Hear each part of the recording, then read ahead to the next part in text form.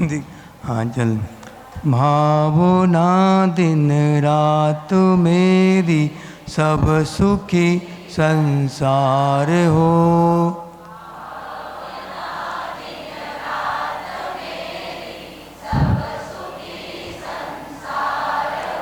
सत्य संयम शील का व्यवहार हर घर बार हो।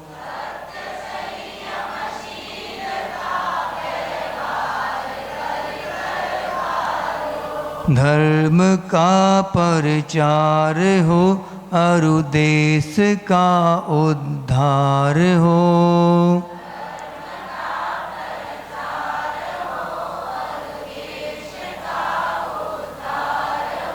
और यह उजड़ा हुआ भारत चमन गुलजार हो।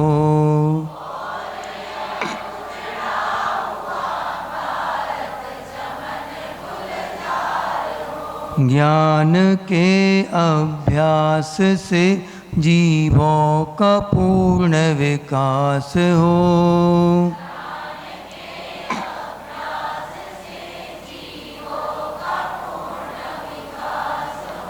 धर्म के प्रचार से हिंसा का जग से ह्रास हो।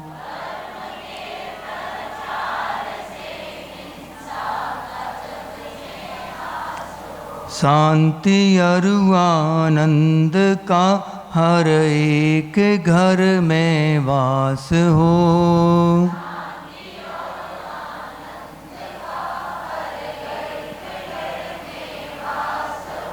वीरवाणी पर सभी संसार का विश्वास हो।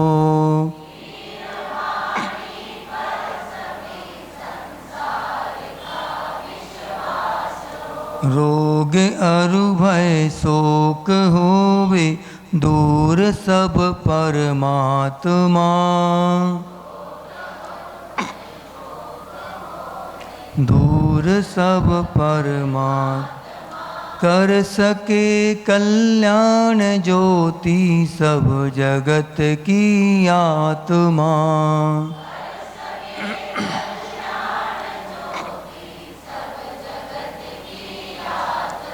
भावना दिन रात मेरी सब सुखी संसार हो।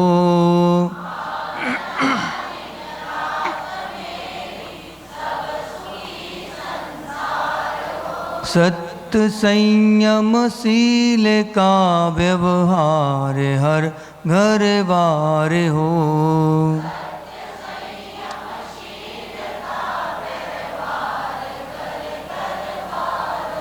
जिनवाणी। हाँ, सभी लोग आँख बंद करके बिल्कुल चुपचाप और अपन एक स्थान की ओर चलते हैं जहाँ पे सभी लोग याद करो एक बहुत मनोरम स्थान है। चारों ओर हरियाली और बहुत सुंदर वातावरण है। चारों ओर से सब आँख बंद करके, आँख जैसे हम बोलते जा रहे हैं वैसी वैसी आप अंदर अंदर कल्पना करते जाएं। फिर आप स्वयं अनुभव करेंगे कि हम कहाँ से कहाँ पहुँच गए। बहुत सुंदर एक दृश्य है। चारों ओर बहुत बहुत बड़ी बड़ी इमारतें खड़ी हुई हैं और एक बहुत लंबा चौड़ा एक मार्ग है। उसमें से हम बिल्कुल शांति के साथ आनंद लेते हुए हरियाली का और बिल्कुल बीच मार्ग से जा रहे हैं। उसी समय एक अचानक बहुत तेज़ शोर की आवाज़ सुनाई देती है। चारों ओर बस एक ही शोर सुनाई देता है, चीख चीत्कार, बस चिल्लाने की आवाज़। चारों ओर लोग यहाँ वहाँ भाग रहे हैं और हम एकदम अचानक हमारी सांसें तेज़ हो जाती हैं। हम क्या देखते हैं, ये एक बहुत विशालकाय पहाड़ के जैसा एक हाथी एक मेरे पीछे पड़ा हुआ है और मैं उससे भागते भागते भागते हुए अचानक बसते बसते एक बहुत बड़े जंगल में मैं प्रवेश कर गया हूँ और जान बचाने के लिए मैं इधर उधर भाग रहा हूँ। वो हाथी भी मेरे पीछे बहुत तेज़ी के साथ पड़ा हुआ है। और मैं जाते जाते एक बहुत बड़े वृक्ष की शाखा पर झूलने लगा हूँ और एक शाखा को मैंने कस के पकड़ लिया है। अब वो हाथी उसी इंतज़ार में बैठा हुआ है। उस हाथी की पहुँच से मैं बाहर हो गया हूँ और अचानक वो हाथी मेरे ऊपर आने ही वाला था कि अचानक मुझे पेड़ की एक बहुत ऊंची एक डाल मिल जाती है। उसी डाल पर मैं झूलने लगता हूँ, लेकिन नीचे क्या देखता हूँ कि बहुत विशाल का एक कुआं है डाली के बिल्कुल नीचे, जिसको देख के मैं एकदम घबरा गया हूँ और ज़ोर ज़ोर से चिल्लाने लगा हूँ कि मुझे कोई बचाओ, मेरी रक्षा करो। तभी उसी समय वो हाथी उस पेड़ को उखाड़ने के लिए अपनी सूंड में फंसा के और ज़ोर ज़ोर से उस पेड़ को हिला रहा है और मैं भी बचाने के लिए चीत्कार कर रहा हूँ, पुकार रहा हूँ कि मुझे बचाओ, मुझे बचाओ, इस हाथी के चंगुल से कोई बचाओ। और उसी तरफ अचानक मैं देखता हूँ कि जिस डाली से मैं लटका हुआ हूँ उस डाली को एक सफ़ेद और एक काला, दो रंग के चूहे मिलके उस डाली को काट रहे हैं और धीरे धीरे धीरे धीरे उस डाली को काटते काटते उस डाली का आधा हिस्सा उन्होंने काट डाला है। लेकिन जैसे ही मैं ऊपर मुंह उठा के और उस चूहों को देखता हूँ, अचानक मेरे मुंह में मधुमक्खी के झुंड की एक मधुमक्खी के छत्ते से एक शहद की बूंद और मेरे मुंह में टपक जाती है, जिसका स्वाद लेकर मुझे बहुत आनंद आता है। और उस आनंद में इतना मैं भाव विभोर हो जाता हूँ कि मुझे उस हाथी के बारे में, और नीचे इतना विशालकाय कुआं था जिसमें कि 4 सांप हैं, बहुत बड़े बड़े सांप, और मुंह फाड़े हुए हमारे गिरने का इंतज़ार कर रहे हैं कि मैं कब गिरूं और इन सांपों के मुंह में आ जाऊं। ऐसा सोच के वो सांप हमारी तरफ देख रहे हैं कि ये कब गिरेगा और मैं कब अपना शिकार इसे बनाऊंगा। और इसी बीच में फिर से एक शहद की बूंद टपकती है, तो फिर से मैं उस दुखों को भूल जाता हूँ। बस मुझे क्या याद रहती है, और शहद की एक बूंद याद रहती है। फिर मैं धीरे से फिर मेरा ध्यान उसी ओर जाता है कि वो चूहे लगातार उसको काट रहे हैं और वो हाथी ज़ोर ज़ोर से पेड़ को उखाड़ने में लगा हुआ है, और वो पेड़ भी उखड़ता उखड़ता उखड़ता और बिल्कुल आधे से ज़्यादा उसका हिस्सा उखड़ चुका है, उखड़ने ही वाला है। और मेरे हाथों की पकड़ भी धीरे धीरे करके छूटती जा रही है। अचानक एक विद्याधर उसी मार्ग से विमान से निकल रहा था और उसमें उसकी पत्नी विद्याधरणी भी थी। तो विद्याधरी बोलती है अपने पति से, हे स्वामी, इस जीव को बचाओ, आप तो शक्तिशाली हैं, आपके पास विमान है, आप कृपया करके इसकी रक्षा करें। तो उस विद्याधर को उस मेरे ऊपर दया आ जाती है और वो विद्याधर मुझे प्यार के बहुत प्यारे शब्दों में बोलता है कि हे जीव, तू मेरे पास आ जा और इस दुखों से निकल जा, आओ मेरे साथ मेरे विमान पर सवार हो जाओ। तो मैं अचानक क्या बोल देता हूँ कि बस एक बूंद और, बस एक बूंद और। अब जैसे एक बूंद मेरे मुंह में टपकती है, फिर से मैं सारे दुखों को भूल जाता हूँ। फिर वो विद्याधर बोलता है कि जल्दी करो वरना तुम्हारे हाथ अब छूटने वाले हैं। फिर मैं क्या बोलता हूँ, बस एक बूंद और।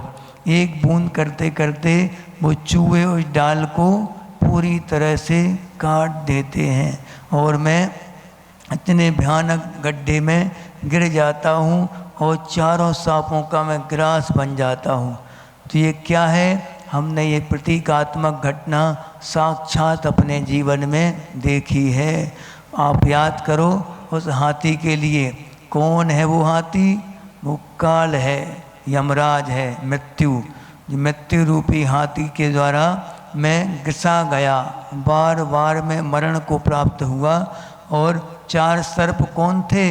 4 सर्प 4 गतियाँ थीं, नरक गति, त्र्यंच गति, मनुष्य गति और देवगति। ये 4 गतियों में लगातार हर बार मैं भ्रमण करता रहा। और सफ़ेद और काले 2 चूहे थे। उन चूहों से आप क्या समझते हैं? वो चूहे कौन थे? दिन और रात। ये 2 चूहों ने प्रति समय हमारी आयु रूपी डाल को जो काटते जा रहे, हर समय उस डाल को काटते काटते उन चूहों ने मुझे हर बार क्या किया? गड्ढों में गिराया, चारों गतियों के भ्रमण में फंसाया। लेकिन मैंने कभी भी विद्याधर रूपी गुरु की बात नहीं मानी। गुरु ने हर बार मुझे बुलाया, हर बार मुझे उपदेश दिया और विषयों से निकालकर, संसार के मोह से निकालकर मुझे शाश्वत सुख को देने वाले, सिद्ध पद को देने वाले ऐसे गुरुदेव की हर बार मैंने बात को अनसुना किया। लेकिन इस बार मैंने पूरी तरह से सबक सीख लिया है कि अब मैं कभी भी गुरुओं की बात को नहीं टालूंगा। हर एक बात को आदेश मानकर मैं गुरुओं की हर आज्ञा का पालन करूंगा। अब मैं चुपचाप अपने आत्म ध्यान में लीन होना चाहता हूँ। अब मैं अनित्य भावना का चिंतन करता हूँ। हे भगवान, ये वैभव, धन, रुपया, पैसा, रिश्ते नाते सब कुछ एक ना एक दिन निश्चित ही विलीन होने वाले हैं, मुझसे छूटने वाले हैं। मैं हमेशा इनको हमेशा अपने साथ इनको मानता रहा कि हमेशा मेरा साथ देंगे और मेरे साथ हमेशा चलेंगे। लेकिन मेरी ये सबसे बड़ी भूल थी, क्योंकि जीवन में जो भी संयोग हुआ है वो वियोग को लेकर हुआ है। निश्चित है, जैसे ही हम किसी जीव से संपर्क को प्राप्त होते हैं, संबंध को प्राप्त होते हैं, उसी दिन से ये तय हो जाता है कि वो जीव मुझसे एक ना एक दिन अलग होगा।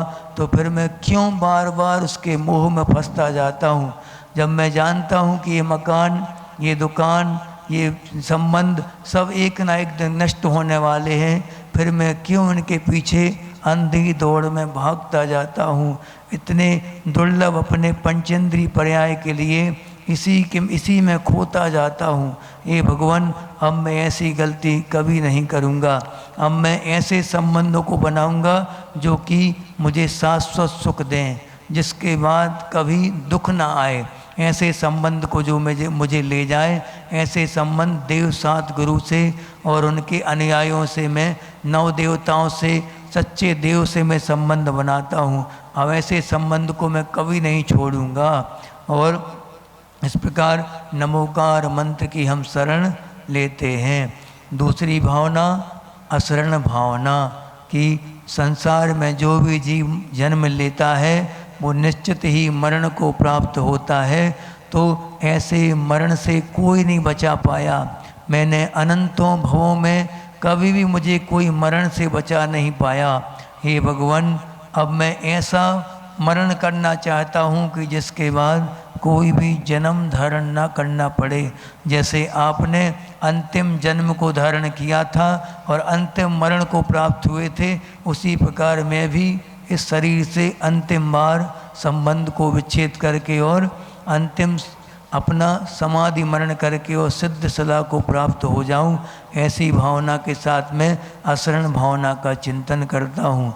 हे भगवान, अब मैं संसार भावना का चिंतन करता हूँ। नरक गति, मनुष्य गति, देवगति और त्र्यंच गति, ये गतियाँ कभी भी दुख देने वाली नहीं हैं, लेकिन मेरी अज्ञानता, मेरा अपना मोह मुझे दुख देता है। मैं व्यर्थ में कहता हूँ कि संसार में दुख है, बस मैं तो ये बात नहीं मान पाता एक बार कि मेरे ही अंदर इन संसार की गतियों के प्रति, इन वस्तुओं के प्रति, संबंधों के प्रति आसक्ति है। हे भगवान, ये मेरी आसक्ति, ये मेरा मोह कब छूटे, ऐसी भावना के साथ मैं संसार भावना का चिंतन करता हूँ। अब हम चलते हैं पंच परमेष्टि की शरण की ओर। कैसे हैं पंच परमेष्टि? अब बिल्कुल सजगता के साथ सब लोग बैठ जाएं, अपन ध्यान के अंतिम चरण में चलेंगे कि वो ध्यान कैसा है। बिल्कुल 5 परमेष्टियों के लिए अपने हृदय में स्थापित करेंगे। बिल्कुल सावधानी के साथ कमर सीधी करके और बिल्कुल पद्मासन या अर्ध पद्मासन या सुखासन में बैठकर सभी लोग बिल्कुल कमर सीधी रखें। श्वास की गति पूरी पेट पे आनी चाहिए, कमर पर और पेट पर उसका कोई भी जोर न पड़े। पूरा का पूरा जोर मात्र रीढ़ की हड्डी पर होना चाहिए। पूरा पॉइंट अपने पूरे जो 2 पॉइंट है रीढ़ की हड्डी वाले बैठने वाले, उन्हीं पॉइंटों के साथ पूरा श्वसन क्रिया होनी चाहिए। पूरा जोर पेट पे आना चाहिए। बस पेट पे कैसा, मात्र श्वास पर पूरा ध्यान टिकाओ। अभी मात्र सब कुछ भूल जाओ, उपवास, एकासन, आहार सब कुछ भूल जाओ। अभी मात्र अपन किस पे ध्यान टिकाएंगे, पूरा का पूरा अपना ध्यान अपनी आती जाती हुई सांसों पर केंद्रित करें। बिल्कुल आराम के साथ श्वास आ रही है, श्वास जा रही है, इसके अलावा हमें कोई भी चिंतन नहीं करना। मात्र एक श्वास पर ध्यान टिकाओ। हमारी श्वास की रफ्तार क्या है, उसकी गति को बिल्कुल ध्यान से देखें आप। आँख बंद होनी चाहिए सबकी और बिल्कुल पूरा ध्यान आपका मात्र आती जाती हुई श्वासों पर होना चाहिए। प्रत्येक आती हुई श्वास में हम पंच परमेष्टि की एनर्जी को अपन ले रहे हैं। उनकी अनंत ऊर्जा के लिए अपन लोग आचार्यों की, उपाध्यायों परमेष्टि की, साधु परमेष्टि की, अनंत परमेष्टि की, सिद्ध परमेष्टि की अनंत ऊर्जा हमारी प्रत्येक श्वास के साथ हमारी आत्मा में प्रवेश कर रही है। और जाती हुई श्वास, छोड़ती हुई सांस के साथ अपन प्रत्येक नेगेटिव एनर्जी अपने श्वास से बाहर निकाल रहे हैं। ऐसा चिंतन प्रत्येक व्यक्ति यहाँ बैठा हुआ करेगा। पॉजिटिव एनर्जी को लेना है और नेगेटिव एनर्जी को छोड़ना है। क्षमा को लेना है, क्रोध को छोड़ना है। मार्दव को लेना है और मान को छोड़ना है। आर्जव को लेना है और किसको छोड़ना, मायाचारी को छोड़ना है। इसके बाद सोच को लेना है और लोभ को छोड़ना है। इस प्रकार हम चारों कसायों से बिल्कुल मुक्त जैसे हो रहे हैं। हमारी कसाएं सबके प्रति मंद हैं, बिल्कुल मंद कसाई हम हो गए हैं। हे प्रभु, जब मेरी मंद कसाय मुझे इतनी शांति दे सकती है, जब कसाय का अभाव आपके अंदर हो गया, आपको कितनी शांति मिलती होगी। ऐसी शांति मुझे भी प्राप्त हो, इसलिए मैं आपके चरणों में आया हूँ। अब धीरे धीरे सब अपने हृदय की ओर ध्यान लगाएं। पूरा का पूरा ध्यान अपने हृदय स्थल पर होना चाहिए। हृदय स्थल पर एक 5 पाखुड़ी वाला कमल का फूल अपन देखेंगे। बिल्कुल मुरझाया बंद फूल है, अभी वो खिला हुआ नहीं है, अभी बिल्कुल बंद रूप में है। अनादि काल से हमारे हृदय का कमल खिला नहीं भगवान। आज हम आपके स्मरण से, पंच परमेष्टि के स्मरण से उस कमल के फूल को हम खिलाएंगे। आपके ही चरण कमल अपने हृदय में विराजमान करेंगे। सबसे पहले उस मुरझाए हुए, बुझे हुए कमल को अपन बहुत अच्छे से चिंतन करें। बिल्कुल गुलाबी रंग का एक छोटा सा कमल का फूल हमारे अंदर खिला हुआ है, लेकिन खिला भी बंद अवस्था में है। हम पंच परमेष्टि के ध्यान से उसको उज्ज्वलित करेंगे। सबसे पहले एक पाखुड़ी उसकी हम आराम से खोलते हैं। बिल्कुल सुंदर सुंदर पाखड़ी, उसका एक सुंदर सा आकार है, सफ़ेदी को लिए हुए गुलाबी रंग है। और वो पाखड़ी जब खुलती है, उस पाखड़ी में हम पहली पाखड़ी में नमो अरिहंताणम, नमो अरिहंताणम, नमो अरिहंताणम। बिल्कुल ध्यान के माध्यम पूरा का पूरा ध्यान हमारा उस पाखड़ी, खुली हुई पाखड़ी की ओर होना चाहिए।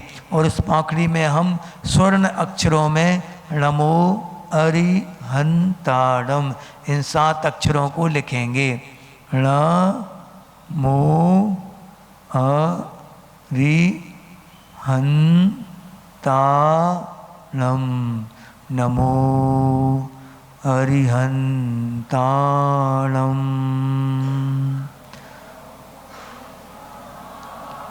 नमो अरिहन्ताणं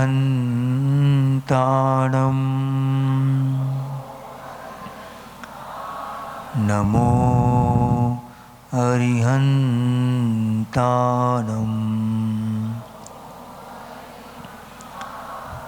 अब इसके बाद द्वितीय पाखुड़ी को हम खोलने का प्रयास कर रहे हैं। धीरे धीरे वो दूसरी पाखुड़ी भी खुलने लगी है और अब वो पूरी तरह से दूसरी पाखुड़ी भी बिल्कुल सफ़ेदी को लिए हुए गुलाबी रंग की पाखुड़ी वो भी खुल चुकी है। उसके बाजू में हमने अभी जो पाखुड़ी खोली थी उसका भी चिंतन करते जाएं, नमो अरिहंताणम का। उसके बाद दूसरी पाखुड़ी पर हमें सिद्ध परमेष्ठी की पंक्तियों को लिखना है। नमो सिद्धाणम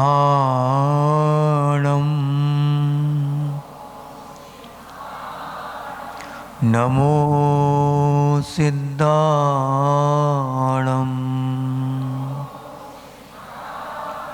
नमो सिद्धाणम।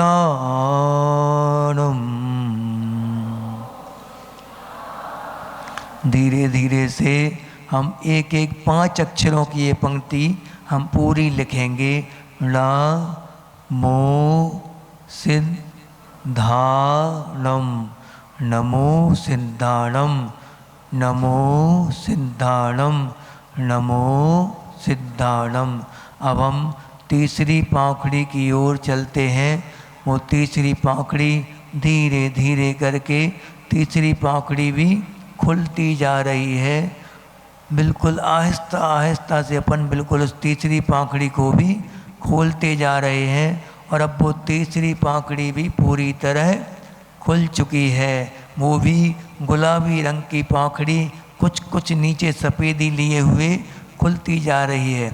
अब उसके ऊपर हम आचार्य परमेष्ठी का की पंक्तियों को लिखेंगे, जिसमें नमो आयरियाणम 7 अक्षरों की ये लाइन हम उसमें भी लिखेंगे। बहुत सुंदर स्वर्ण अक्षरों में आचार्य परमेष्ठी को विराजमान करेंगे। कौन है वो आचार्य परमेष्ठी? जो कि चतुर्विध संघ के नायक कहलाते हैं, 36 मूल गुणों का पालन करते हैं और पंचाचारों को स्वयं भी पालन करते हैं और अपने आचार्य शिष्यों से भी उसका पालन करवाते हैं। धन्य है ऐसे आचार्य, युग श्रेष्ठ आचार्य। उनकी स्थापना हम अपने हृदय कमल की तीसरी पाखुड़ी में करेंगे। नमो आयरियाणम नमो आयरियाणम नमो आयरियाणम।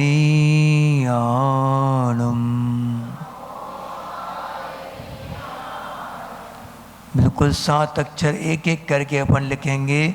ना मो आ या री या लम नमो आयरियाणम नमो आयरियाणम नमो आयरियाणम। अब हम चौथी पाखुड़ी की ओर चलते हैं। पूरा का पूरा ध्यान हमारा मात्र उस चौथी पाखुड़ी पर हो। उसके साथ साथ 3 पाखुड़ी जो हमने चिंतन की थी उनका भी अपन स्पर्शन करते जाएंगे। चौथी पाखुड़ी खुलती जा रही है। धीरे धीरे धीरे करके वह पूर्ण रूप से प्रकट हो रही है और हम उसके ऊपर अब उपाध्याय परमेष्ठी का नाम लिखेंगे, उनको नमस्कार करेंगे। कैसे हैं उपाध्याय परमेष्ठी?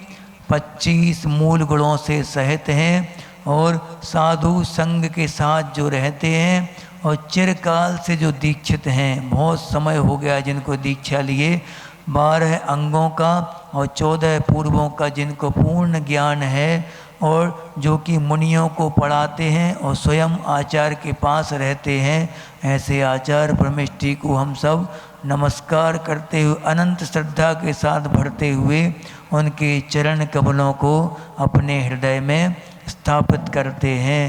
नमो वज्जायाणं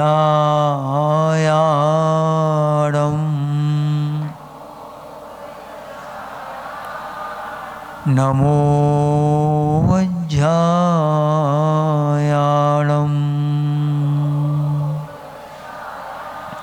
नमो वज्जायाणं।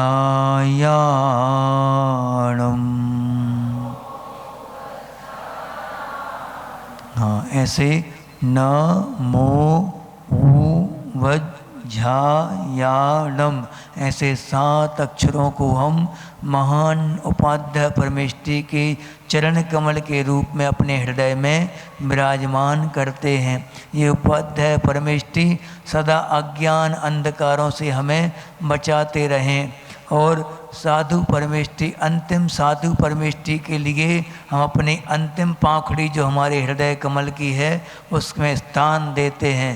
धीरे धीरे धीरे वो 5वीं पाखड़ी भी पूरी तरह से खुल जाती है और अब हम नमो लोए सब साहूलम ऐसे कितने अक्षर 7 अक्षरों के द्वारा उनको भी हम अपने चरणों में स्थान देंगे। नमो लोए सब साहूलम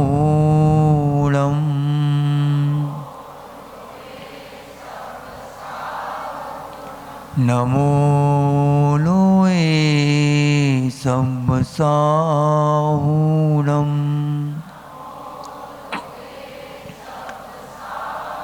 नमो लोए सब साहूलम।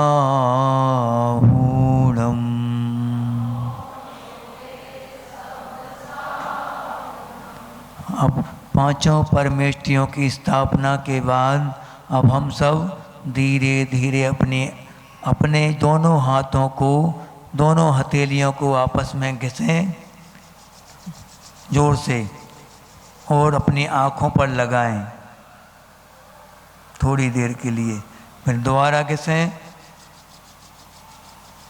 फिर दोबारा पूरे चेहरे पे लगाएं, तीसरी बार घिसें, फिर से चेहरे पर लगाएं और धीरे धीरे करके अपनी आँखों को खोलें। कैसा लग रहा है? कुछ खा पी लिया ऐसा लग रहा है कि नहीं? कुछ खा लिया हो जैसे। अनंत ऊर्जा का संचार हमारे मन वचन काया में हो गया है। हम 10 उपास वालों को हिम्मत मिल गई है, नई हिम्मत। किसकी हिम्मत है जी? 5 परमात्माओं की हिम्मत है। इनमें से यहाँ पे कितने परमेष्टि बैठे आपके पास? अनंत परमेष्टि तो है ही और साधु परमेष्टि हैं। उपाध्याय आचार्य तो नहीं है, लेकिन उनका आशीर्वाद आपके लिए हमेशा है और सिद्ध अपन को बनना है, इसलिए अपन लोग भावी सिद्ध हैं कि नहीं? भावी सिद्ध सब लोग बोलो कि हैं महाराज जी, विश्वास के साथ बोलो। इतने उपास कर रहे हैं तो क्यों कर रहे? सिद्ध बनने के लिए कर रहे। अब थोड़ा रिलैक्स हो जाए, थोड़ी एक हाथ का अंतर ले लें, थोड़ी आगे आ जाओ, थोड़ा सा योगा कर लो, रिलैक्स हो जाओ। हाँ, कर तक बैठे बैठे भी कर सकते जो करना हो। और हम योग करेंगे, अपन 5 स्टेप में हैं, 5 मिनट में करके हम चले जाएंगे 5-10 मिनट में। सबसे पहले देखो, सबसे पहला है अरहंत मुद्रा। ध्यान से देखना कैसी है। पूरे दोनों हाथों को ऊपर ले जाओ, पूरे बिल्कुल जितना खींच सको खींचो। पहले आसन नीचे का मजबूत करो, या तो पद्मासन या अर्ध पद्मासन या सुखासन, कोई भी लगा सकते। पूरे दोनों हाथों को ऊपर की ओर ले जाओ, जितना ऊपर खींच सकते खींचो। दोनों हाथ बंधे होने चाहिए लेकिन। हाँ, बहुत अच्छे। अब बोलो ओम अरहम नमः। हाथ खींचना है ऊपर। ओम अरहम नमः। ओम अरहम नमः। हाँ, सांस छोड़ते हुए नीचे कर लो हाथ, रिलैक्स। दूसरी मुद्रा सिद्ध परमेष्टि की मुद्रा है। ध्यान से देखें कि दोनों हथेलियों को मिलाइए, दोनों हथेलियों को मिलाओ। ये क्या बन जाएगी? आपकी सिद्ध शिला बन जाएगी। दोनों ये दोनों लाइनें जो हैं आपस में मिलना चाहिए। ये आपकी क्या बन गई? सिद्ध शिला। और ये क्या है? 12 इस तरफ के, 12 इस तरफ के, ये कितने हो गए? 24। 24 तीर्थंकरों का प्रतीक है ये अपनी मुद्रा। और सिद्ध शिला भी है और 24 तीर्थंकर भी हैं। ऐसे सामने की ओर जितना खींच सके खींचो, ऐसा नहीं, ऐसे नहीं करना और ऐसे भी नहीं करना, ऐसे बिल्कुल सामने पैरेलल होना चाहिए, कंधे से पैरेलल ये मुद्रा होनी चाहिए। हाँ, ओम अरहम नमः, ओम अरहम नमः, ओम अरहम नमः। रिलैक्स। हाँ चलो, इसके बाद तीसरी मुद्रा किसकी? आचार्य प्रविष्टि की मुद्रा। ये कौन सी मुद्रा? यहाँ पे आचार्य प्रविष्टि का प्रतीक होता है, तो अपन ये मुद्रा ऐसी मुद्रा लेंगे। देखो आशीर्वाद मुद्रा के लिए यहाँ पे असर पड़ेगा उसका। ऐसे वो दोनों हाथ ऐसे, थोड़ा सिर ऊपर, थोड़ा सा सिर ऊपर, आँख बंद। ओम अरहम नमः,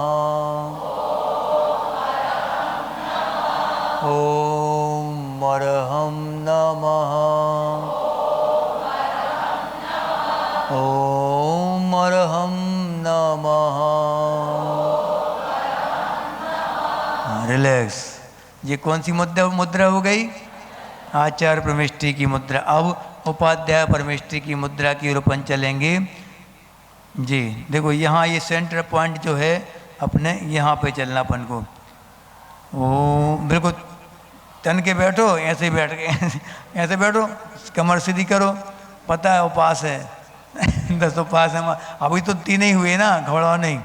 हाँ, अभी से हिम्मत हार गई। ये एनर्जी देने वाली आसन या ध्यान करवा रहे आपके लिए कि रिलैक्स हो जाए, आपका दिन भर का जो थकान है, जो भरा हुआ है, वो शांति के साथ बैठ जाए, उछल पुछल नहीं करे ज़्यादा। ऐसे बैठ जाओ सब लोग, आँख बंद। ओम अरहम नमः, ओम अरहम नमः, ओम अरहम नमः।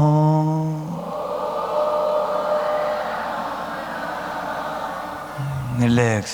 अब देखो दोनों अपने हाथ नीचे रखो, नीचे। इसमें थोड़ा गैप चाहिए पड़ेगा, एक दूसरे के बीच में गैप होने, क्योंकि झुकना पड़ेगा आगे साइड। देखो दोनों हाथ ऐसे करें और श्वास को लेते हुए, ध्यान रखना, श्वास को लेते हुए दोनों हाथों को पहली वाली अनंत मुद्रा की ओर ले जाएं। ऐसे श्वास को लेते हुए, श्वास लेते हुए ऊपर ले जाओ। सब मुद्रा पूरे बिल्कुल टाइट, हम नहीं कर पाए तो लोग करो टाइट, टाइट करो हाथ दोनों ऐसे पूरे, ठीक है। अब श्वास रोके रखना। अब श्वास छोड़ते हुए और नीचे झुकते जाओ, बिल्कुल मस्तक जमीन में लगाने की कोशिश करना, बन जाए तो ठीक है, एक दूसरे को मारना नहीं सिर। हाँ, नीचे झुक जाओ सब, पेट वाले नहीं झुक पा रहे, देखो। ओम, नीचे झुक के बोलना है ओम अरहम नमः, ओम अरहम नमः, ओम अरहम नमः, ओम अरहम नमः। श्वास लेते हुए ऊपर उठ जाओ। अच्छा लगा? ये 5 मुद्राएं आप रोज करना, प्रयास करना। अगर मान लो यहाँ नहीं तो घर पे जाके कर लेना। सुबह सुबह उठ के ये मुद्रा करोगे, बहुत गजब का फायदा होता है इससे। आंखों की ज्योति बढ़ती, बिल्कुल फ्रेशनेस आ जाता। अब क्या करना, 5 मिनट और बचे हमारे पास, माला पहन लें हैं? आरती, हाँ आरती कर लो, चलो जल्दी कर लो आरती। कर लो आरती कर लो।